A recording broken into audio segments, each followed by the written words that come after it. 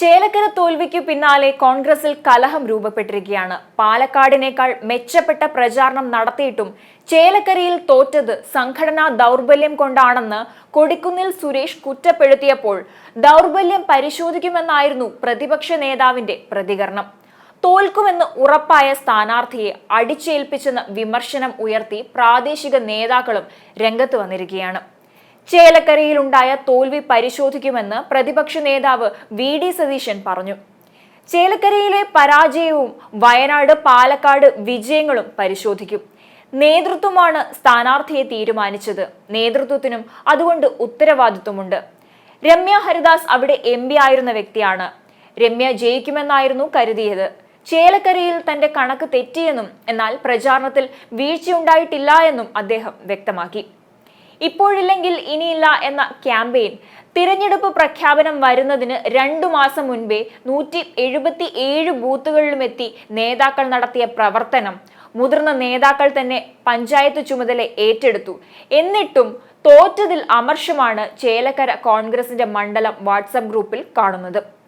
3 മാസം മുൻപ് പാർലമെന്റ് തിരഞ്ഞെടുപ്പിൽ ജനം കൈയൊഴിഞ്ഞ സ്ഥാനാർത്ഥിയെ വീണ്ടും ജനത്തിന്റെ തലയിൽ കെട്ടിവെക്കാൻ നോക്കിയതിന് കിട്ടിയ തിരിച്ചടിയെന്നാണ് പ്രാദേശിക നേതാക്കൾ പങ്കുവെക്കുന്ന വികാരം.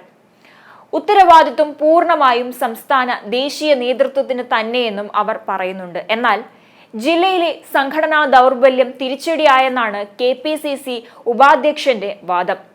ഇതിനിടെ ജില്ലയിലെ ചില നേതാക്കൾക്കെതിരെ KPCC നേതൃത്വത്തിന് പരാതി പോയതായും സൂചനകൾ പുറത്തുവരുന്നുണ്ട്. വരവൂർ, ദേശമംഗലം, വള്ളത്തോൾ നഗർ പഞ്ചായത്തുകളിൽ ജയിക്കാൻ ഒരു ശ്രമം പോലും നടത്തിയിട്ടില്ല എന്നാണ് ഒന്നാമത്തെ പരാതി. തിരുവല്ലോമലയിൽ കോൺഗ്രസ് 3ാമതായി പോയതിനാണ് 2ാമത്തെ പഴി. അതേസമയം തൃശൂരിലെ സംഘടനാ സംവിധാനത്തിലെ പാളിച്ചകൾ മുഴുവൻ പരിഹരിക്കുമെന്നും 1 കൊല്ലം കൊണ്ട് തൃശൂരിലെ പഴയ നിലയിലേക്ക് കോൺഗ്രസ് തിരിച്ചെത്തുമെന്നും വി.ഡി. സതീശൻ പറയുന്നുണ്ട്. ഉറപ്പായിട്ട് ഞങ്ങൾ ഈ വിജയവും പരിശോധിക്കും. ഞാൻ പണ്ടുപോലെ പറയുന്നൊരു കാര്യമാണ്, പാർലമെന്റ് ഇലക്ഷനിൽ ഉണ്ടായ വിജയം ഞങ്ങൾ പരിശോധിച്ചു. എന്തുകൊണ്ടാണെന്ന്. കാരണം 2019 പറ്റിയ അബദ്ധം ഞങ്ങൾക്ക് പറ്റില്ല. 2019 വിജയം ഞങ്ങൾ പരിശോധിച്ചില്ല. ഞാൻ അന്നും ഇന്നും ആവശ്യപ്പെട്ടാണ് പരാജയവും വിജയവും പരിശോധിക്കണം. ചേലക്കരയിലെ ആ പരാജയവും ഇവിടെ ഉണ്ടായ ഉജ്ജ്വലമായ വിജയവും വയനാട്ടിലുണ്ടായ ഈ പോളിംഗ് കുറഞ്ഞിട്ട് പോലും ഉണ്ടായ ഈ വൻ മുന്നേറ്റവും അതെല്ലാം ഞങ്ങൾ പഠിക്കും.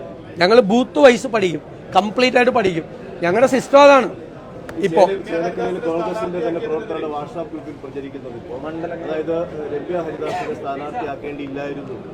അല്ല, പലതരത്തിലുള്ള അഭിപ്രായങ്ങൾ ഉണ്ടാവും. അതെല്ലാം പാർട്ടി പരിശോധിക്കും. പലതരത്തിലുള്ള അഭിപ്രായം ഉണ്ടാവും. അല്ലല്ല, പലതരത്തിൽ അതൊക്കെ ഉണ്ടാവുന്നേ. അതൊക്കെ ഇപ്പോ നേതൃത്വത്തിന് ഉത്തരവാദിത്വം ഉണ്ടല്ലോ. നേതൃത്വമല്ലേ സ്ഥാനാർത്ഥികളെ തീരുമാനിച്ചത്. എല്ലാവരും ചേർന്ന് ആലോചിച്ച് തീരുമാനിച്ചാണ്. അതൊക്കെ നമ്മൾ പരിശോധിക്കും. അതെല്ലാം പരിശോധിക്കും.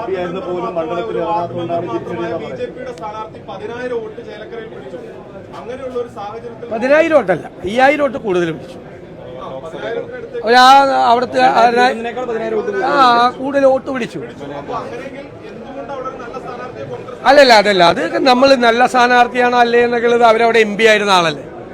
അവരവിടെ MP ആയിരുന്ന ആളാണ്. ചെറിയ പരാജയത്തിലാണ്. അല്ല, നമ്മൾ അതാണോ പരാജയ കാരണം?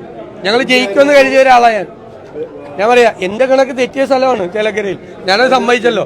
ഞാനൊരു 3000 വോട്ടിന്റെ വ്യത്യാസത്തിലെങ്കിലും ജയിക്കുമെന്ന് കരുതിയ ഇതാണ്. അവിടെ തോക്കാനിടയായ കാര്യം എന്താ? നല്ല വർക്ക്. നിങ്ങൾ പറഞ്ഞാൽ വിശ്വസിക്കില്ല, പാലക്കാടത്തേക്കാൾ നല്ല വർക്ക് എനിക്ക് സാറ്റിസ്ഫാക്ഷൻ ഉണ്ടായിരുന്നു ചേലക്കരയിൽ. അതുപോലെ വർക്ക് ചെയ്താണ്. എന്നിട്ടും എന്തുകൊണ്ടാണ് ജയിക്കാൻ പറ്റാതിരുന്നത് എന്ന് തീർച്ചയായിട്ടും പരിശോധിക്കും.